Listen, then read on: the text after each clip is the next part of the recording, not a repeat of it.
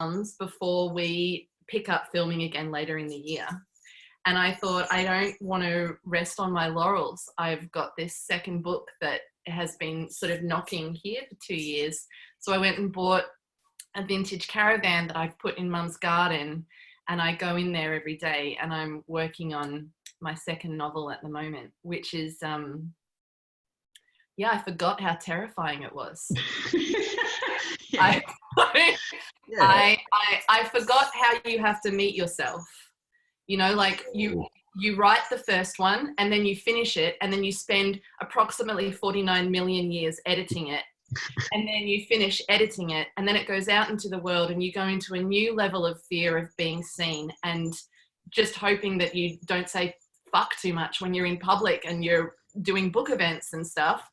And then, but all of that, at least in my experience, you kind of forget, because I've written other things. I've written essays and a bit of nonfiction and that kind of stuff.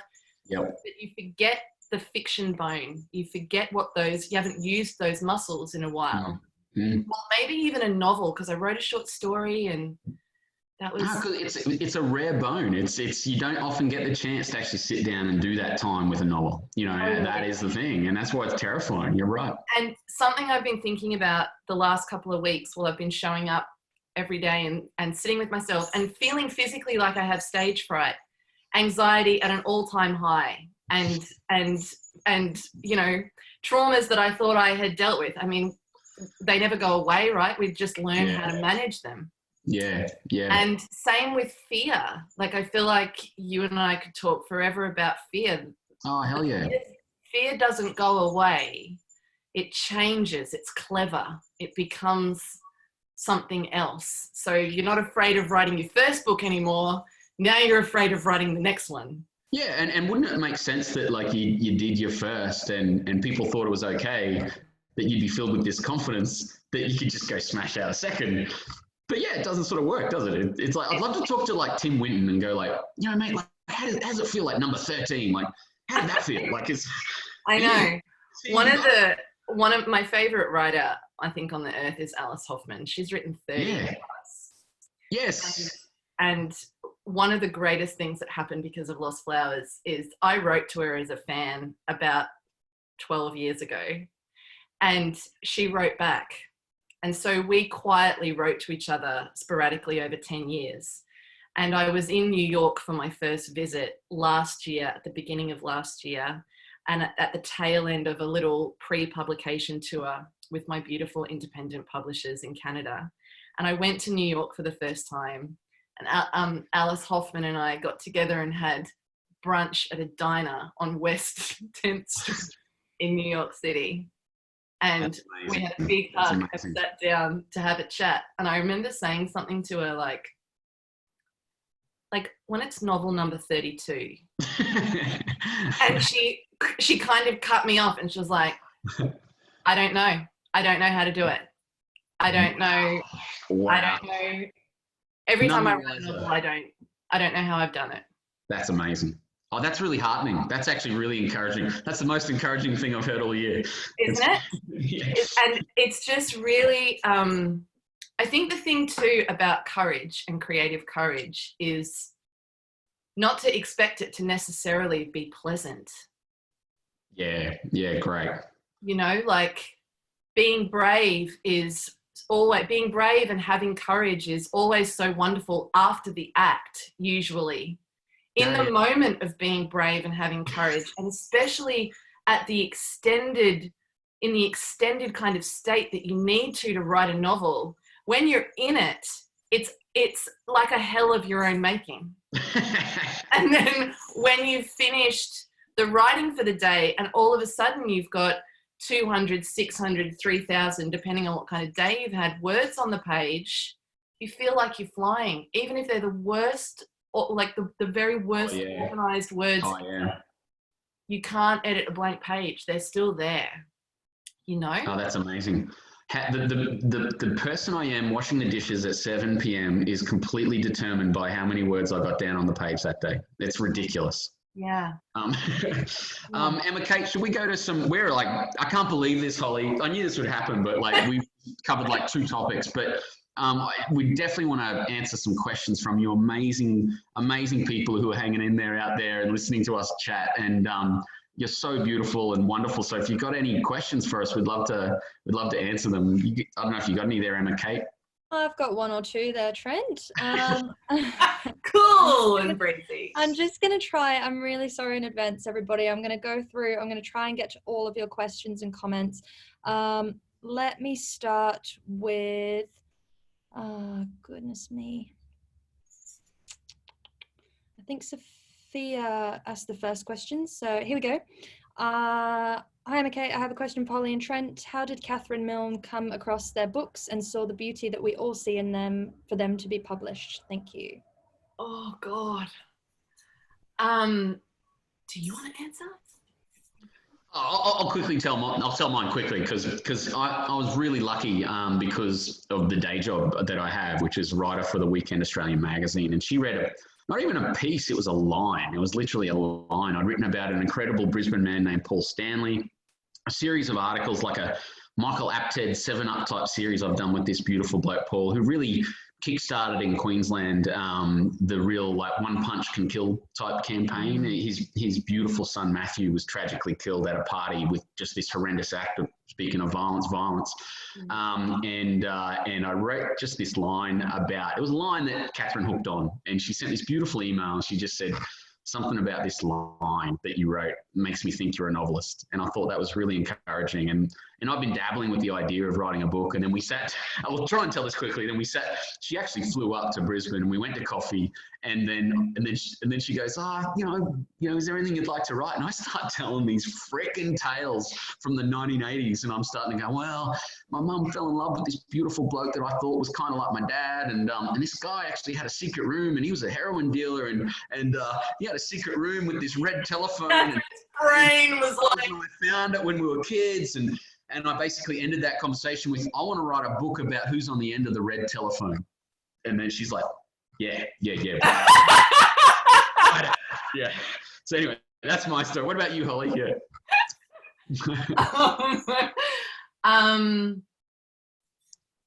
My agent sent my manuscript out. I got the manuscript. I got an agent first. Then he helped me edit my manuscript into a position ready for publication. And he sent it out to publishers in Australia.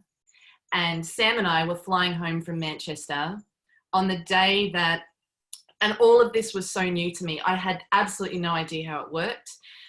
Agents might send a manuscript out to publishers and say, can we have offers of interest, like meaning, do you want to publish it? Can we have it by 5 p.m. on Friday the 3rd?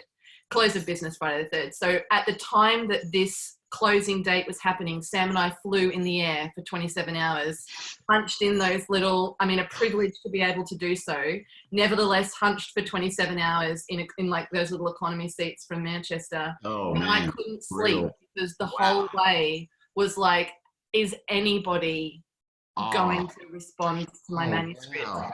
Is it any good? That's hell. It was hell. And my, self-doubt, anxiety, fear, they were all on the plane with me. There was no room for anyone else. I drove Sam nearly mental. The guy he just kept on saying to me, I have a really good feeling that you will get at least one person interested in Australia. And I was inconsolable. Just that vulnerability was so enormous. And I landed, and Sam really helpfully went to sleep and crashed out from jet lag. Thank you so much. And I landed, and my agent rang me and he said, Holes, pull out a chair. And I thought I'm going to vomit. And because I thought he was about to say to me, okay, it hasn't been good this time, but look, I still believe in you. We're going to go again. And what I didn't know was a reality that would ever happen to me was he said, Catherine has made an offer. So have a handful of other people. So we're going to go to auction. Whoa. So then that meant another week of no sleeping after the jet lag as we worked out who I would go with. And it was so far beyond anything that I thought was possible.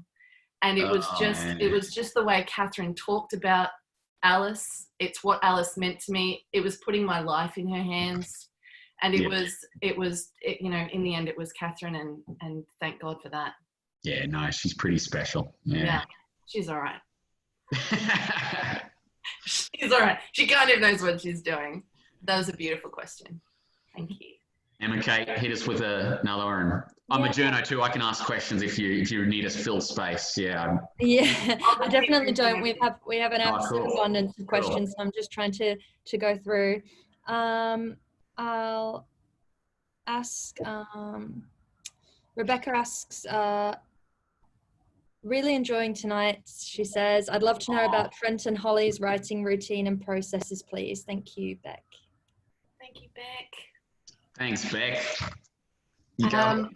Writing routine and processes. I try really hard to be kind to myself through the process. That's my process, is I start with being kind to myself, and I start by telling myself that I'm going to put my bum in my chair. This is something that my beautiful friend Brooke Davis, who is the author of Lost and Found, she taught me this. Bum glue. I'm going to put my bum in my chair, and it is glued there. And it is glued there through fear and self-doubt. And it is glued there through every thought that I can't do this. And it is glued there for so long that my dictatorship thoughts move aside so my imagination can rise and I can give myself permission to finger paint with words. Because we're all little kids inside. And all I'm trying to do is tell a story, and my adult brain that has learned so much self-doubt and self-criticism, my inner critic is like an Olympian, Oscar-winning, you know, level. The bum glue is so that they can't scare me away. And whenever I'm committed to something, I really, wherever possible, I stop scrolling. I say no to things. I use every bit of spare time. I think that's the other thing, is making the time for it. If it matters to you, make the time, and then show up, bum glue, be kind. You're doing a wonderful thing using your imagination and putting your heart on paper. I think that's my routine and process. I love that. I'm going to remember that. I love that. Bum glue. Bum glue, mate. That's great. Mine is, I'll tell you how, I mean, I'm absolutely still learning so much, you know, which gets me so excited about the whole bloody thing. Like, I'm just so excited about doing it more and learning so much more. But I've noticed that this time around too. Just the sense that you might be able to do more, you know, that's incredible. And that's all because of you guys, actually, who are here tonight, by the way. Thank you so much. But I'll tell you what, I did for this All Our Shimmering Skies book, which is this next book I've sort of written, was this next book I've sort of written. It's totally coming out, but it's like, sort of wrote it.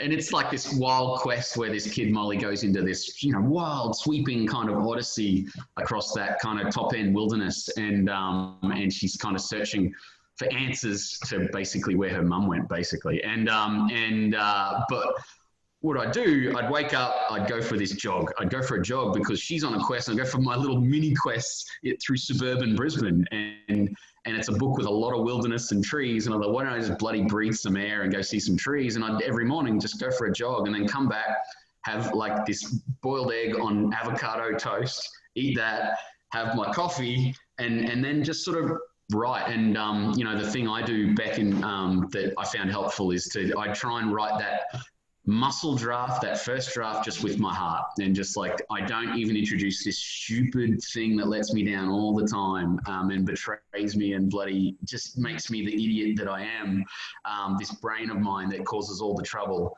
I just let the heart, which is the thing that I really kind of like about myself the most, and I just let that write the book, you know, and let that write that first draft, and don't bring this bloody thing in until the edit, you know. So the heart writes it, and the head edits, and I found that really helpful, you know. And I did the same with Boy Swallows Universe. Just have to write from this kind of, this sort of just, I don't know, with Boy Swallows Universe, I'd think to do this stupid thing where I'd pretend I didn't have my wife and kids in my life. Like, how ridiculous, because of detours and all sorts of things. I'd sort of go, imagine a life where I didn't get those people in my life. And that would fill me with terror. And that would also, with terror came the energy, and then you just go, blah, you know. So I just sort of, I don't know, I just have to go with that really physical, raw kind of writing is what I really enjoy. I think just not overthinking it too much, because I know that I'll just doubt myself forever and nothing will get done. And, you know, if you're reading All Our Shimmering Skies later, and probably if you read Boy Swallows, this guy described it, he wrote this thing and he just described it as Trent's like got literary ADHD. And I was like, you know, and I was just like, wow, that's maybe so, you know. And it's like, you know, and I'm like, that's kind of cool. Maybe I'll just do, you know, I don't know, I have to write like that. And because otherwise I'll just overthink it. And yeah, so Beck, I just, you know, totally just get amongst it and just let rip is how I like to do it. Yeah. I don't think it's led you astray. I will. Yeah, thanks. Early days. It's early days, Holly. Yeah. Yeah. You're brilliant. Thank you. No, that's great. Yeah. We have another question from Holly Slinger. Holly says, I would love to understand the journey of writing from a place of trauma, how you start unraveling the story and finding the strength to write about it. Yeah, great question, Holly. Oh. Do you want to start? Yeah. No, you go. No, you start. Okay. No, you go. I'll just tell a quick, I'll make mine quick. You know, one of the benefits of turning what I call a really semi-autobiographical story like Boy Swallows Universe, which, you know, the truth of it is my three older brothers will tell you, if my beautiful mum's watching, she'd be the first to tell you there's some hard shit that happened in the 1980s and the early 90s. And my way of sort of writing that with truth was making it fiction. And I know, Holly, we've probably talked about this. Like, you told me a beautiful thing once about the higher truth, which was incredible to me. I hadn't even heard that. And but about that idea about using fiction to reach a higher truth that you might not have even known. And so I'm trying to unravel this stuff that, you know, I buried for quite some years. When I was a primary schooler, I bloody lied about things about my family, you know, and I'm ashamed of myself for doing that and not owning it, you know, and that's what my whole book's about. Swallow it. Boy Swallows Universe. Swallow the good, swallow the bad, because the bad will be the stuff that makes you good. And that was a really great lesson for me. But the way of doing that was creating this beautiful kid, Eli Bell, who was braver than me and smarter than me and more of a smart ass than I ever was, and dug deeper than I ever did. And I allowed this kid. My whole book is all about wishful thinking. It's a complete half truth. Like, it's 50% true, and the other 50% is everything that I wish I could have done. And that was really powerful. That was a really powerful psychological thing for me to do, to kind of find those answers through this beautiful boy that I created, who wears Dunlop volleys and you know, licks Billabong ice creams, you know. And it's like, that was really, really sweet. And I actually liked the kid. I really liked him, and I really enjoyed going down at 8 till 10 at night, even though we're both together going through some pretty horrendous stuff that might have been floating around in my head. That kid I liked so much, he helped me do it, you know. So yeah, that was really helpful. But what about you, Holly? So I relate to so much of what you're saying. There was absolutely no way I was going to write a memoir. There was no way. I've always been drawn to story. Story is escapism. Fiction is escapism. And writing fiction is how I've always been able to other myself, so that I could have a bit of distance between myself and the trauma that I'm expressing, to be able to separate myself from it and actually wonder who I am without the trauma that was defining me, or that was so much a part of my identity. Hell yeah. An American author named Kate Gray, she introduced me to Tom Spanbauer, and he is the man who taught people like Chuck, I can never pronounce his last name, who wrote The Fight Club. Yeah, and he has this. Is that right? Fiona will know. Yeah. Exactly. Okay, yeah. Tom Spanbauer has this concept of dangerous writing, which is using fiction as the lie to tell the truest. Oh, brilliant. And that's the higher truth that you and I had a chat about years ago in Brizzy. Yeah. And this book, Lost Flowers, was the story I always needed to write from my soul before I could write anything else. Excellent. And a lot of people like you, or maybe even more so with you, a lot of questions that I got in early press and still in press with Lost Flowers is, how autobiographical is it? And the response is always, anything that I ever write will be autobiographical, because I don't know anything unless I've experienced it as a human being. Excellent. Yeah, right. But Lost Flowers in particular, it is 100% emotionally true. There's not anything in that novel. Like, I've never lived on a flower farm. Yeah. But have I had all the emotions and the circumstances that I wrote there, or in the desert? Yes, I have. So there are many truths going on. In terms of unpacking trauma to be able to write fiction, I had to find the will to constantly remember not to relive what I was drawing fiction out of. I had to learn how to reflect on it, not relive it. So Haruki Murakami writes this beautiful thing in what I talk about when I talk about running, and it's about going in, but not so close where you get poisoned. You have to be like a fox and get out before you hit the poison. So I was going into memories of my lifetime where there is deep love and deep confusion and deep pain, and I had to get in and learn how to get out before it re-traumatized me, to be able to write that fiction from that place. And I made sure that I was so lucky I had a good support team around me who understood what I was doing and why it was so important. And I couldn't have written Lost Flowers when I was 27. I couldn't have written it. The wonderful thing about writing whatever you're going to write, whenever you are called to get to your page and use that bum glue, is that it is the time, you know? Like, I couldn't have written Lost Flowers any younger than I was. Any earlier in my life. Oh, completely agree.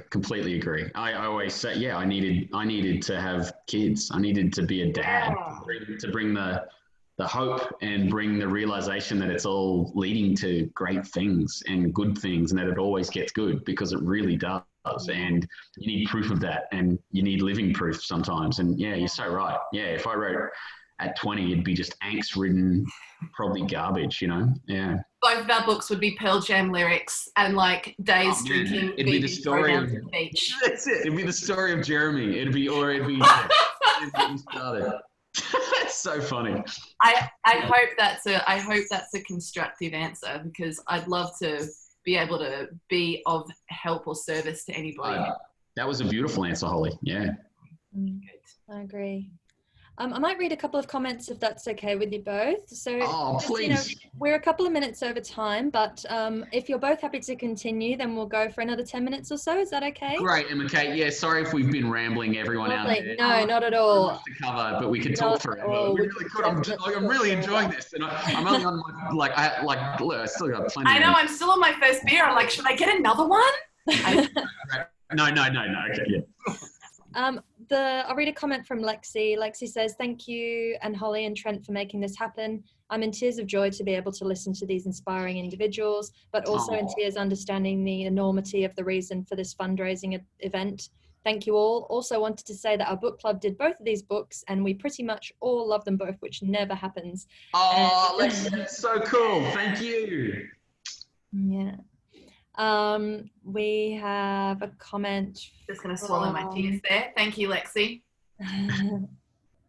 We have a comment from Megan North. Megan says, "My father passed away right before I started Boy Swallows Universe.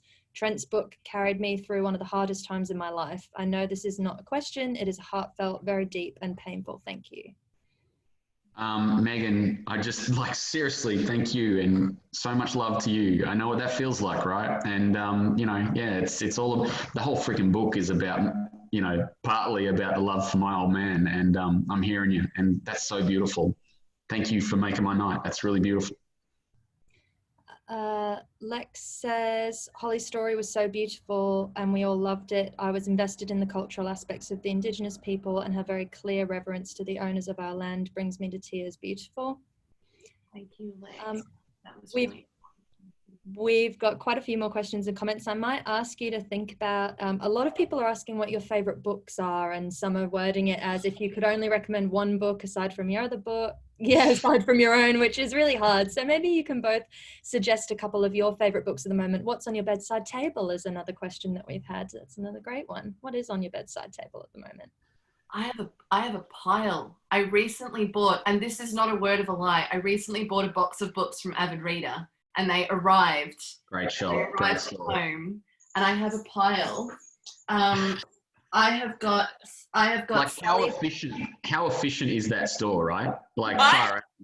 Ridiculous. Yeah. Like, I have The Geography of Friendship by Sally Piper on my bedside table. I've just finished reading Dervla McTiernan's The Good Turn.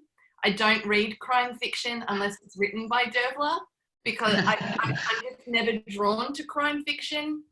Maybe because I've lived too much of it in my life. Anything that Dervla writes, I pick up. I love her books. Holly, we should do a 3 kind of person thing of this with Dervla. Like, oh my God, class of 2018. Like class of 2018, man, all the way on our, like, I don't know, our next books or something. Like, seriously. I'm there. It's really fun, and Dervla is the best. So yeah, that would be so cool. He's the best. And I've just, before Dervla, I read an advanced reading copy. This is one of the best things about being an author, of Sorrow and Bliss by Meg Mason, which is coming out with HarperCollins in July, and it blew my pants off. It's so good. And my last one that I've recently read, this is such an easier way to answer the favourite books because we will literally be here till 2 a.m. if we tried. I read Claire Bowditch's memoir. Yeah, it's beautiful. And that was like hugging the woman herself. Over to you. Well, I've got, yeah, I'll just talk bedside ones. I've got that, and I do this, like, I just realized I just wanted just a classic thriller, and everyone been telling me about this I Am Pilgrim book. I don't know if Fiona, you know about that? It's just like, you know, I walked into the crime scene and it's like classic sort of just like, I don't even read that much, but it's just that classic, like, she gave me a look that said she might be busy tonight. You know, it's that sort of stuff. And then I drank some bourbon and the lights were low. Yeah, no, and this guy's in like his late 30s, but he's done so much. Like, I think the character's like, I'm 41, and I think it says he's late 30s, and man, he's like been like, he's deep ops, and I just like, how do you achieve that much in, like, you're only in your late 30s? Like, that's just like, you know, to me, like the 20s, and yeah, so that's a really fun read. And The Binding by, I've just got that book, The Binding. Yeah, you know that, yeah, Bridget Collins, I think. Yeah, it's really, really cool and intriguing. And that's also in my list. Yeah. And what else? Just like, I'm such a big pop culture sort of nerd. So I just, I'm revisiting Adventures in the Screen Trade by William Goldman, which is just great. A great sort of thing to remember about, just, I don't know, it's really great to read. I read that when I was like 20, but to read it now with the things that I've done kind of in the past 2 years has been really, really helpful. Yeah. God, I love books. Cool things. So many, you know, yeah, like here's a really great one. Wait. This shit. Get yourself a copy of that. Yeah, if anybody has, like, just, you know, I mean, this little thing, you might have seen it before around. Yeah, old school copy too. I love that. Retro. Yeah. So I think a nice question to finish up on, if you can both answer this one for Jane, is she says that you both have adaptations of your debut novels. And can you tell us a bit more about those? Oh, great. Holly, please. Yeah. You want me to go? Yeah.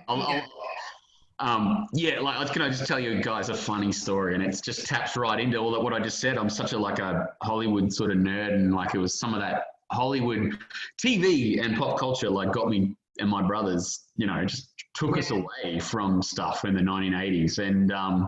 And then I'd have these surreal moments where you get contacted by like Hollywood studios and stuff. And I had the most surreal moment, you know, dead set like 2 months ago, where this Hollywood screenwriter and a producer were in Dara. You know, I'm talking a pretty sort of small little Brisbane suburb, and I'm driving them around, showing them Kui Hong restaurant, and they're doing that thing, you know, like the cinematographers do. They're like doing this and taking notes about little places like Brackenridge and Darra and Boggo Road Prison, and it was the most surreal moment to see that these people are so interested in a story that they might reproduce it on film. And then, but I tell you the funniest thing I've had with that is that so Joel Edgerton, right? Joel Edgerton comes on board and he gets excited, and we sort of hear that Joel Edgerton might be really interested in turning this thing into this like 8-part, you know, long form kind of series, like on Netflix or Foxtel or, you know, Stan or one of those big things, and blows my mind. This is amazing. They said, Trent, now he wants to meet you. You can, we'll fly you down to Sydney and just have that meeting. But look, don't do all that stupid, like open heart kind of stuff that you do. You need to really be like poker face with this one. You need to, don't write the flowery shit. Exactly. Don't write the flowery shit on this. All right. And I just like, man, I just go like, I get down to this really hip sort of area of Sydney, and I'm sitting in this super ultra hip Sydney cafe waiting for Joel Edgerton to turn up, and I'm like this weak at the knees fanboy, and he's just the coolest guy on earth. Dead set, the night before he'd been voted GQ Man of the Year. Like he literally was at the awards, and he sort of had a little bit, maybe even a bit of a hangover or something. He's just like, but he's so brilliant. He's so cool, and he goes, he's like showing me like pictures. He goes, oh, look at this. Look at the car my brother and I, my eldest brother's named Joel for one thing. And he goes, but look at the car my brother and I, you know, grew up in. And he's like, sky blue Holden Kingswood. It's like the car in the story of my book. And then he goes, look at my favorite football player when I was growing up, Ray Price, Parramatta Eels. There's like 2 pages in my book dedicated to the genius of Ray Price. Then he says, you know, and all the powers that be had said, don't let him know that you're that interested. Like, just let us deal with the, you know, we won't commit. Don't commit, okay? Early, we've still got some negotiations to do. And then he goes, oh, so you know, we chat for 2 hours, and he goes, so you need a lift to the airport? And that like did me in. I was like, what a nice guy. He's going to drive me back to the airport. And then we're hopping in his car, and I'm talk over the roof. You know, he hops into the driver's seat, and I'm in the passenger seat, and I go, hey, Joel, if you want the book, it's yours. It's yours. and then that's how we play it cool. How we roll, man. Poker face, like business, all business. That is the poker face that we have.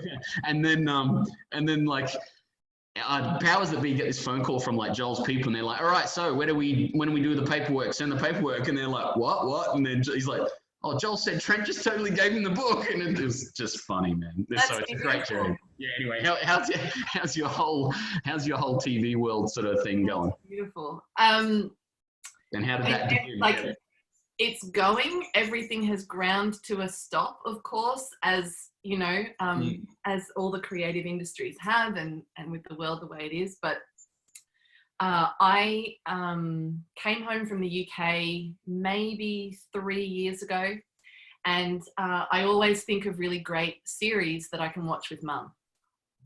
And I came home and I said, Mum, there's a series that we need to watch together, and it's called Big Little Lies. This was about 3 years ago. Yeah.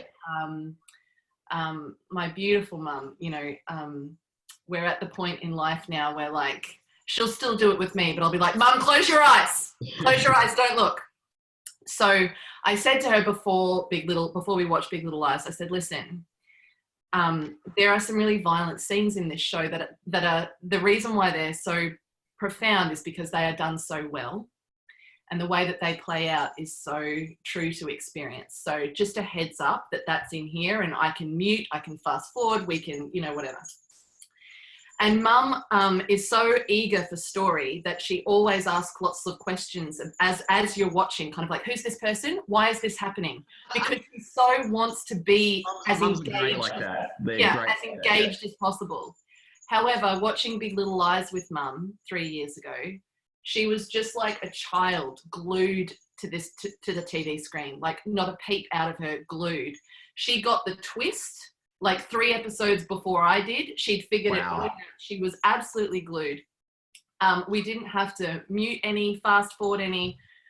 Long story short, after it was over, you kind of dust yourself off after a 7-episode series that moves you so.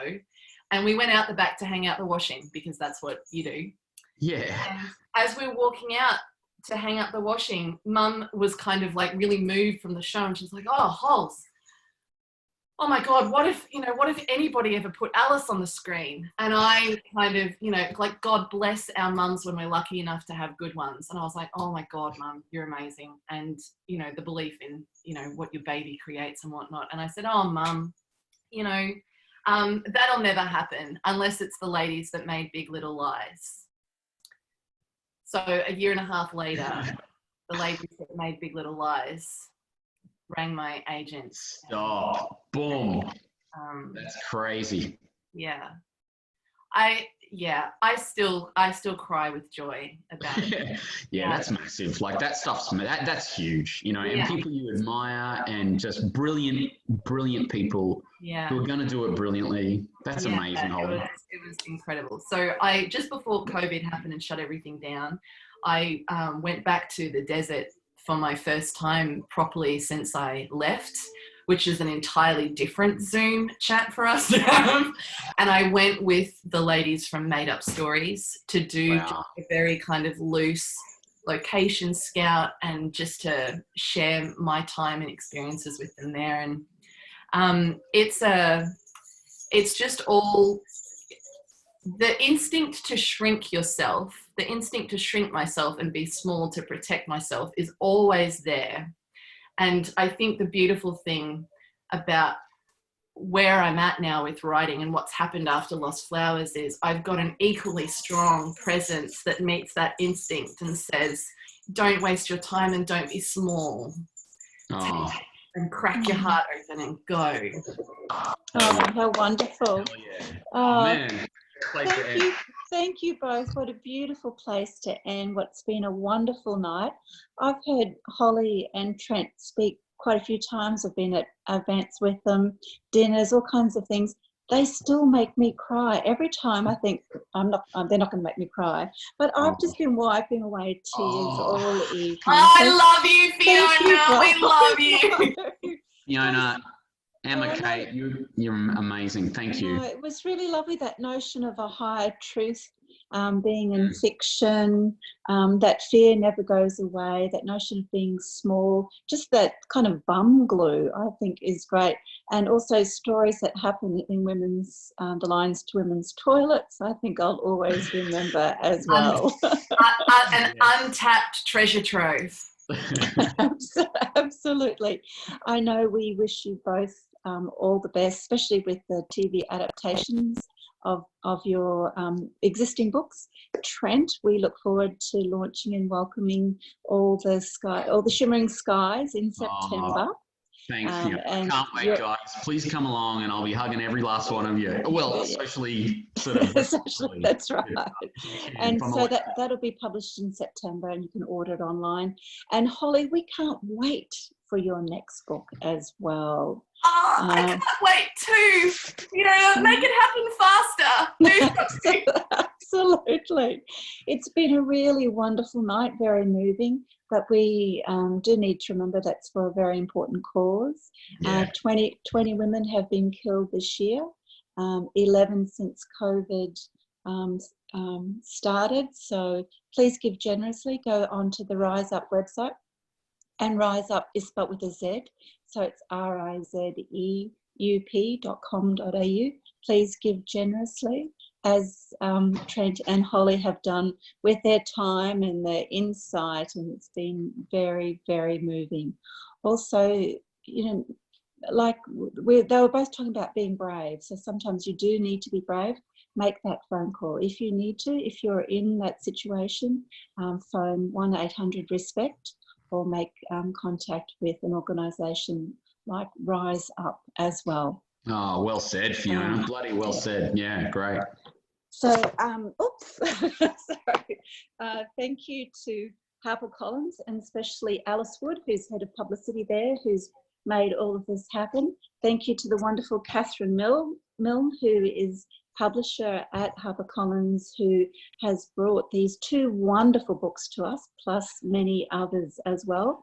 And thank you also to Chrissy Dean and Emma Kate Lewis. Chrissy, Emma Kate. At Avid's event. Emma.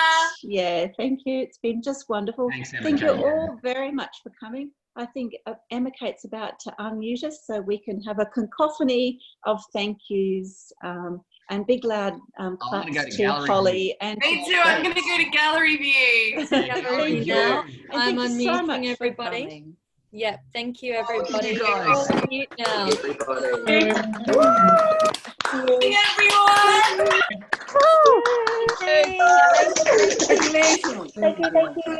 Thank you. You guys are amazing. Incredible. Thank you so much. Thank you.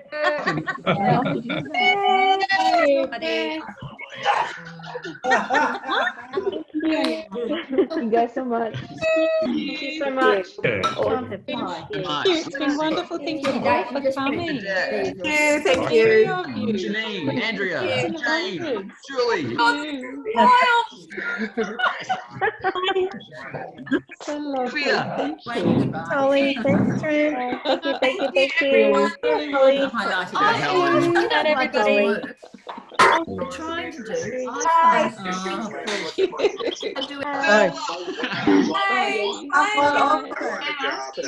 Aaron. Bye.